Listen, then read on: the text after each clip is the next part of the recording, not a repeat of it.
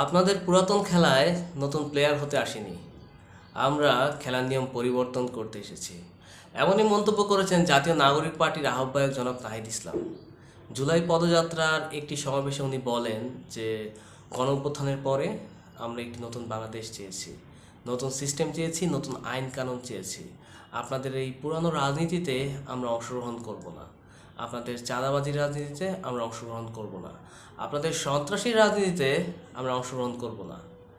আমরা এই রাজনীতির নিয়ম পরিবর্তন করব।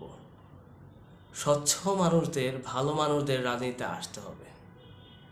দেখুন, গত 53 বছরের বাংলাদেশের যা রাজনীতি, তাতে আপনি দেখবেন যে বাংলাদেশের অর্থনীতি এখনও একটা ভালো কাঠামোতে দাঁড়ায়নি। বাংলাদেশের যে ইনফ্রাস্ট্রাকচার, এটার অবস্থাও আসলে খুব বেশি ভালো না। অথচ বাংলাদেশের পরবর্তীতে, মানে 71-এর পরবর্তীতে অন্যান্য অনেক দেশ যারা স্বাধীন হয়েছে, তারা আজ একটা ভালো অবস্থানে চলে গিয়েছে। আসলে বাংলাদেশের রাজনীতিতে তেমন কোনো উন্নতি হয়নি, শুধুমাত্র মানুষ দেখেছে দুর্নীতি, মানুষ দেখেছে সন্ত্রাসী। তো এই ক্ষেত্রে এনসিপি আসলে মানুষকে স্বপ্ন দেখাচ্ছে নতুন বাংলাদেশের। তো তারা আসলে এই নতুন বাংলাদেশ তৈরি করতে পারে কি না, এইটার উত্তর আসলে সময় দিয়ে দিবে। ধন্যবাদ।